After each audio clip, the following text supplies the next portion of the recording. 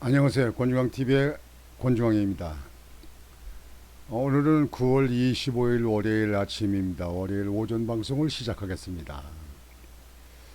오늘 방송은 하나는 국정감사, 다음 달이죠. 국정감사에 그룹 총수들 꼭 정의로 출석시켜야 하는가 하는 문제하고, 또 하나는 일가족 5사람이 극단적인 선택으로 사망한 것 같은 그런 것으로 보이는 사망 사건이 일어나서 참 가슴 아프고 참 남일 같지 않은 그런 어려운 지경에 있는 사람들에 대한 생각을 다시 한번 해보는 그런 계기로 잡겠습니다. 먼저 다음 달부터 국회는 국정감사가 이제 열립니다. 국정감사라고 하게 되면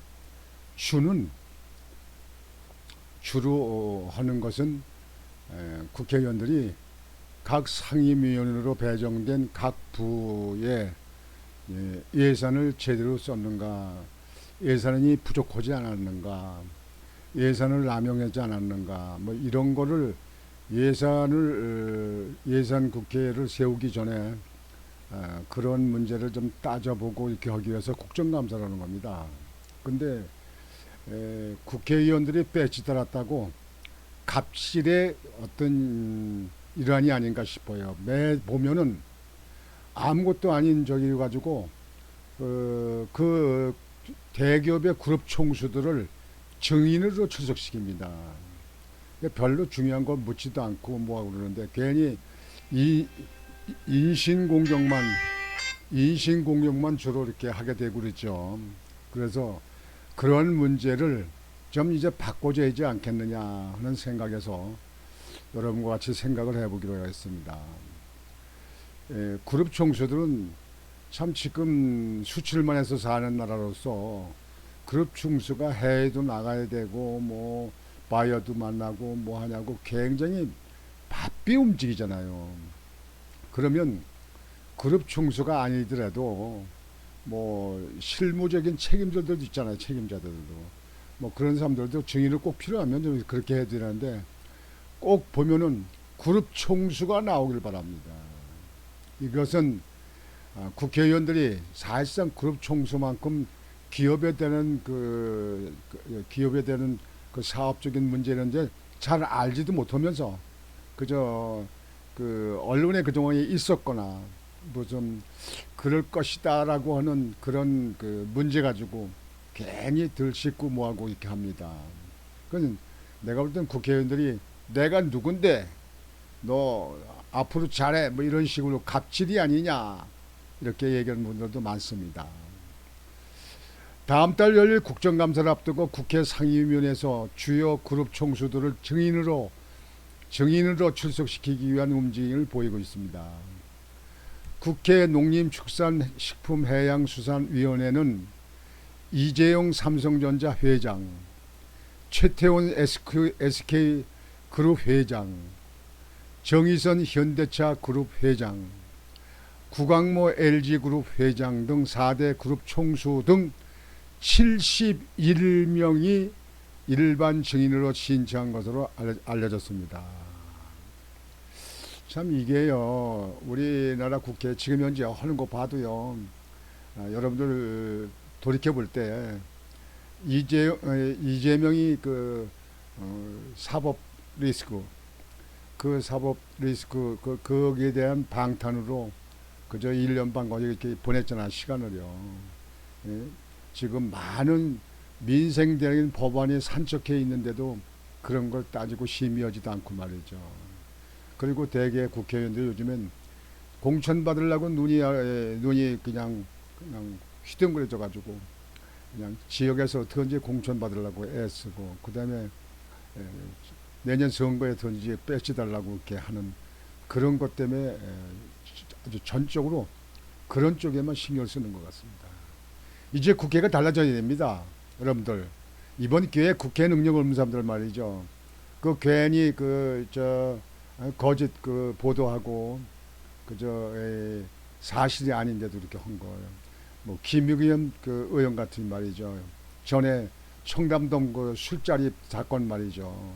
뭐 그런 거라든가 이번에 또 뭐 김의겸이가 그 한동훈 법무부 장관이 뭐 동창 학교 동창이 무슨 저 대법원 장관에다 무슨 그 임명을 했느니 뭐 이렇게 얘기를 해가지고 뭐 아니다 기다 해가지고 지금 현재 아닌 걸로 밝혀진 것 같은데요. 뭐 김남국 의원 같은 사람들 이런 사람들 그 외에도 많이 있죠. 언론에 많이 탄 거 여러분들 아실 겁니다. 다 일일이 얘기 안 해도요. 국회의원들이 내가 누군데 이것만 하는데 그러지 말고 여러분들 참 수고한다. 기업들 그래가지고 어려운 게 뭐가 있냐. 그리고 어떤 문제가 있으면 그 문제에 대해서만 앞으로 여기에 대해서는 좀 대책을 세워라. 뭐 이런 식으로 하면 좋잖아요. 그냥 망신 주기 그냥 어떻게든지 헐뜯기 그냥 이런 걸 해서 일관하는데 이런 거 고쳐져야 됩니다. 고쳐져야 됩니다. 반드시 고쳐져야 됩니다. 이렇게 말씀드리고요. 그 다음에 일가족 그 사건에 대해서 좀 말씀을 드리겠습니다. 그러니까 지금 일가족인데요. 이건 채권 채무 돈 문제 때문에 그런 것 같은데요. 참 안타깝고 참 가슴 아픈 일입니다. 추석을 앞두고 이러한 일들이 많이 일어날 수 있는 그런 시기가 되는데요. 금년 문제가요. 근데 좀 더 이상 이런 문제는 없이 어떻게든지 좀 인간적으로 해결하고 또 법적으로 해결할 수 있는 그런 문제가 됐으면 하고 생각합니다. 일가족 다섯 명이 숨진 것은 참 가슴 아픈 일입니다.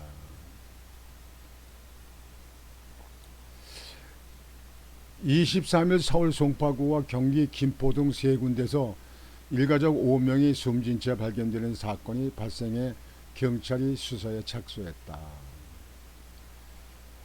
경찰에 따르면 이날 오전 7시 29분께 송파구 잠실동의 한 아파트에서 40대 여성 A씨가 추락했다는 신고가 접수됐다. A씨는 심정지 상태로 발견돼 병원으로 옮겨졌으나 사망했다.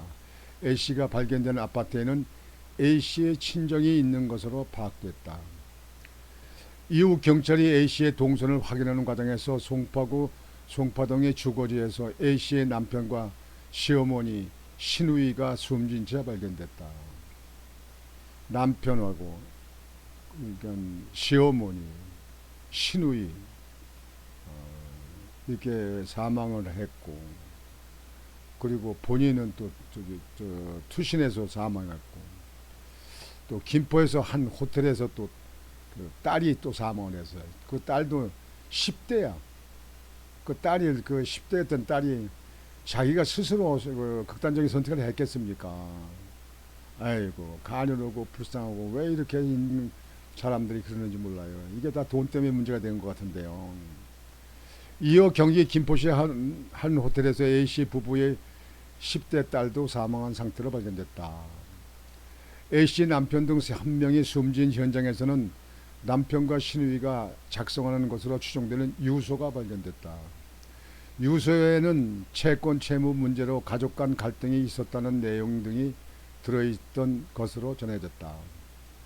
경찰은 일단 딸을 제외한 가족 4명은 극단적 선택을 한 것으로 추정하고 사망 원인과 경위를 조사하는 한편 사망 사이 연관성에 대해서도 수사 중이다. 경찰은 A씨가 전날 딸과 함께 김포 호텔에 투숙했다가 이날 오전 혼자 호텔을 나선 사실을 확인했다. 이에 따라 부검을 통해 딸의 정확한 사망 경위를 확인할 예정이다. 참 10대의 딸 참 피어보지도 못하고 이 세상에 태어났다가 부모들의 문제로 부모들의 사건으로 그 딸도 이 세상을 떠난 것을 가슴 아프게 생각합니다. 참 이런 경우에 참 안타깝습니다. 참 어떻게든지 이 세상에 왔다가 그냥 자기 천명까지 살다가 세상을 떠나는 것도 참 아쉽고 참 어려운데 이렇게 극단적인 선택을 해서 식구가 모두 이렇게 사망하는 것을 보면은 참 가슴 아픕니다. 우선 돌아가신 이분들에게 심심한 조의를 피하고 그리고 명복을 빕니다. 다만 여러분들에게 말씀드립니다만 추석을 앞두고 금전관계 때문에 문제가 일어난 경우가 해마다 좀 많이 여기저기서 있는데요. 더 이상 이런 사고가 없이 법적으로 인간적으로 이렇게 해결을 해서 이렇게 극단적인 선택을 하는 경우가 없기를 진심으로 빌고 바랍니다. 참 안타깝고 가슴 아픈 일입니다. 아이고 어찌 이런 일이 있을 수 있을까. 참 이 추석이 이제 며칠 안 남았는데 돈 문제로 사고가 더 이상 안 났으면 좋겠는데요. 가슴 아픕니다. 다 어려운 사람들은 보통 서민들도 다 어렵죠. 특별한 사람들은 어려운 거 아니잖아요. 근데 이렇게 극단적인 선택하게 되면요, 참 가슴이 먹먹합니다. 먹먹해요. 오늘 아침 방송은 참 가슴 아프게 이런 방송을 해드려서 죄송합니다. 오늘 아침 방송을 마치겠습니다. 권중왕 TV의 권중왕입니다. 여러분 오늘도 심차고 즐거운 하루가 되시길 바라겠습니다. 안녕히 계십시오.